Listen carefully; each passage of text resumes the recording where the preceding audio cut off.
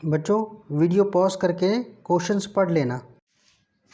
Good morning बच्चों, good morning प्यारे प्यारे बच्चों को, प्यारी प्यारी गुड मॉर्निंग, नमस्ते, सुबह वाली नमस्ते प्यारे बच्चों। ऐसा है हम कर रहे हैं सरफेस एरिया एंड वॉल्यूम जो चैप्टर है उसका एक्सरसाइज 13.1 और मेरे हाथ में देखो किताब है, कटोरा है ये, ठीक है ना। तो अभी क्वेश्चन समझा रहा हूँ, फिफ्थ क्वेश्चन जो है, ओके। और ये आपका होम ट्यूशन है, ओके। तो बस सिलेबस ख़त्म ही होने वाला, 2-1 चैप्टर बचे हैं, सबसे भारी चैप्टर करवा रहा हूँ, किसी बच्चे की डिमांड पर ही है।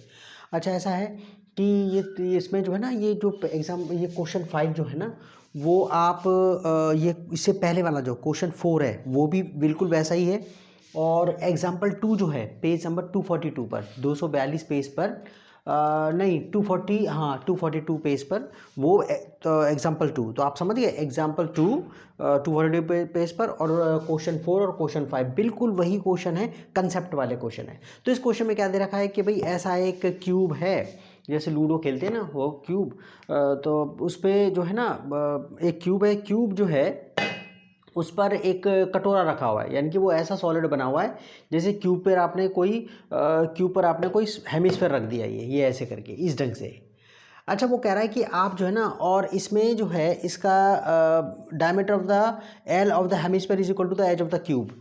और वो कह रहा है इसका जो डायमीटर है ना, इसकी जो ये जो है, ये इसका जो डायमीटर है ये, ठीक है ना, इसकी साइड के बराबर है इसकी। और आपको पता है क्यूब की जो साइड है वो होती सारी इक्वल होती हैं, साइड जो एज को, ये साइड को, ये अब तो ये तो खैर लेंथ में ज़्यादा बड़ी है, ये हो गया, ये ठीक है ना, तो सारी इक्वल है। तो ये जितनी ये होगी उतनी तो ये ऊपर भी होगी ना, जो लेंथ है इसकी है ये वाली, ये ठीक है। तो आप देख रहे हो ये और ये इक्वल है, यानी कि एल, ठीक है ये, तो इसकी साइड भी एल ही है इसकी, ठीक है। तो क्या कर रहा है, वो कह रहा है भाई जो आपका इसमें से तो क्या काम कर रहा है इसके अंदर से ना, ये इसमें से ये इसके ऊपर ये ऐसा, फोर्थ क्वेश्चन में तो ऐसा है ये फोर्थ क्वेश्चन में। अब वो क्या कर रहा है फिफ्थ क्वेश्चन के अंदर, इस वाले क्वेश्चन के अंदर ये सोचकर देखो, इसमें से काट लिया लकड़ी का, अंदर घुस गया, ये क्या घुस गया, अंदर घुस गया। तो आपने क्या काम, वो कर रहे हैं रिमेनिंग जो सॉलिड बचा है ना, ये सरफेस यहाँ से अगर जैसे आप आइसक्रीम में से स्कूप निकाल देते हो तो इतना स्पेस बच जाता है अंदर, तो इसके अंदर स्पेस बच गया वो। और वो जो है ना वो जो निकाला है वो इसका डायमीटर उसकी इसी के बराबर है वो, ठीक है। तो आपने विदियो विजुलाइज करो बच्चों हर चीज़ में, ये नहीं कि मेरे को कोई करके दिखा दे तो वो तुम्हारा जो है कि मेरे को कोई एनिमेशन से दिखा दे, नहीं, आपको विजुलाइजेशन बहुत स्ट्रांग होनी चाहिए कि यार क्यूब हैगी और वो जैसे आटे की बनी है, मिट्टी की बनी है, ठीक है ना, तो उसमें से कुछ निकाल लिया आपने, सरफेस उसके बराबर जो है, ठीक है, जो हेमिस्फेयर है निकाल लिया, तो वो उसना स्पेस छोड़ गया। वो कह रहा है भी इसका जो बचा हुआ है ना, अब रिमेनिंग एरिया निकालो इसका। तो आप क्या करना है इसमें, पूरा क्यूब का निकाल लेना सरफेस एरिया, पूरा क्यूब का, ठीक है ना, ओके। जो क्यूब है उसका सरफेस एरिया निकाल लो। प्लस में अब क्योंकि देखो ये वाला हिस्सा जो बाहर वाला, ये पहले फोर्थ क्वेश्चन में बाहर की तरफ था, अभी अंदर चला गया, ये है तो वही, तो हेमिस्फेयर का सरफेस एरिया भी निकाल लेना। CSA ऑफ हेमिस्फेयर, डिप्रेशन होता गड्ढा, ठीक है, ओके। तो जो डिप्रेशन बना है उसका सरफेस एरिया निकाल लेना।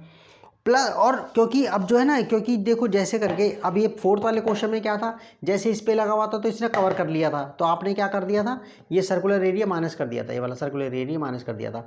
लेकिन जब आप इसमें से काट लोगे तो ऊपर का एरिया तो खाली हो जाएगा ना, ऊपर का एरिया खाली हो जाएगा, तो वो सरफेस जो सर्कल का जो एरिया है ना इसका, ये इसका ये वाला ये, तो वो तो आपको माइनस करना ही पड़ेगा। जैसे फोर्थ में है वैसे ही फिफ्थ में है, फोर्थ वाले में सिर्फ ऊपर की तरफ आ गया है, फिफ्थ वाले क्वेश्चन में अंदर की तरफ घुस गया ये, ठीक है ना। तो बस उसमें कहता है diameter of the hemispherical depression जो है, जो गड्ढा सा करा है आपने, यही हेमिस्फेयर वाला अंदर की तरफ ऐसे करके अंदर, ठीक है, उसका डायमीटर जो है ना, सबसे मुश्किल क्वेश्चन में से एक है ये कंसेप्ट के हिसाब से, वैसे बाकी कुछ नहीं करना इसमें। मैंसुरेशन के क्वेश्चन में वैसे तो कैलकुलेशंस होती हैं, ठीक है ना, लेकिन मैंसुरेशन के क्वेश्चन में कंसेप्ट भी होता है कि जैसे आपको बढ़ई बनना है, मजदूर बनना है, तो आपको तभी समझ में आता है, वरना समझ में नहीं आते। डायमीटर ऑफ हेमिस्फेरिकल डिप्रेशन, यानी जो गड्ढा बनाया है उसका डायमीटर एल हो गया, तो so side of the cubical wooden block, और जो हर एक साइड उसकी डायमीटर के इक्वल है, तो साइड भी उसकी क्यूब की साइड भी एल ही हो गई, ठीक है। तो रेडियस है हेमिस्फेयर का कितना हो गया, उसका आधा हो गया, इसका एल का आधा, L/2। तो required remaining area of the solid, अब रिमेनिंग एरिया कितना बचा सॉलिड का, तो क्यूब का सरफेस एरिया निकाल लेना, ठीक है जी। 6 इंटू साइड स्क्वायर फॉर्मूला लगाना। सी एस से ऑफ हेमिस्फेयर, क्योंकि वो अंदर आपने कट मारा है बिल्कुल ऐसे करके, ये बाहर की तरफ था फोर्थ वाले में, फिफ्थ वाले में ये है तो हेमिस्फेयर ही, तो इसका C S A curved surface area of hemisphere उसका 2 पाई आर स्क्वायर होता है। क्या होता है? 2 पाई आर स्क्वायर। और जो सर्कल का जो बेस है, इसका जो बेस है सर्कल ये वाला, ये माइनस कर दो, ठीक है, पाई आर स्क्वायर माइनस कर दिया। तो इस पर साइड कितनी एल है, 6 into L square plus 2 pi R इसका कितना है, ये रहा एल अपॉन 2 का स्क्वायर, ठीक है, माइनस पाई, ये आर आपके पास वही है सेम, ठीक है ना, एल अपॉन 2 स्क्वायर।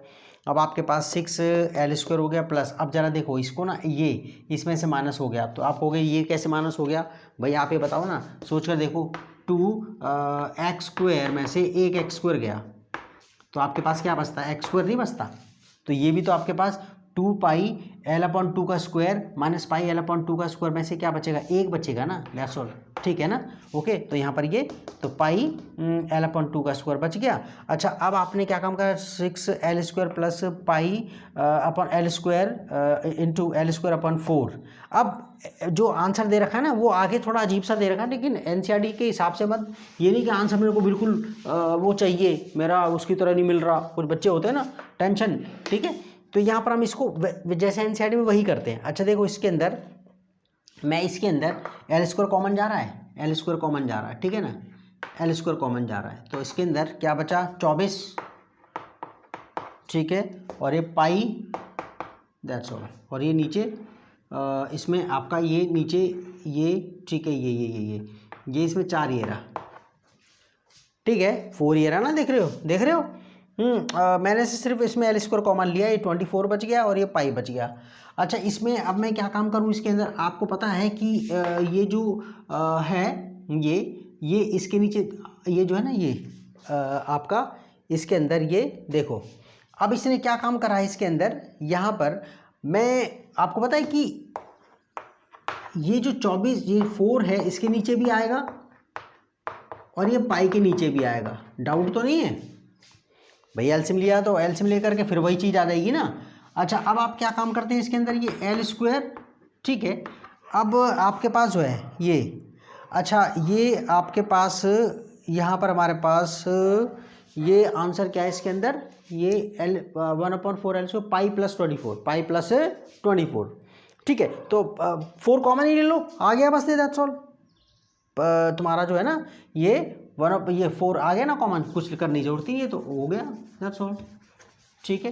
तो ये हमारे पास कितना आ गया, ये L square upon 4, that's all, ठीक है, यही आंसर। हाँ, वो पाई उसने आगे रख दिया है और उसने इस ढंग से रखा है, देखो बच्चों को थोड़ी घबराहट होती है, बात वही है, देखो 3/4 देख रहे हो, 3/4 को मैं ऐसे ही तो लिख सकता हूँ, 3 इंटू 1/4, बात वही है ना। तो यहाँ पर उसने एल को आगे करके लिख दिया, उसको कहते हैं 1/4 एल स्क्वायर, ऐसे लिखा है 1/4 एल स्क्वायर, ये पाई प्लस 24, दैट्स ऑल, ठीक है ना। ये आपका रिमेनिंग सरफेस एरिया है सॉलिड का। तो ये क्वेश्चन हो गया हमारा।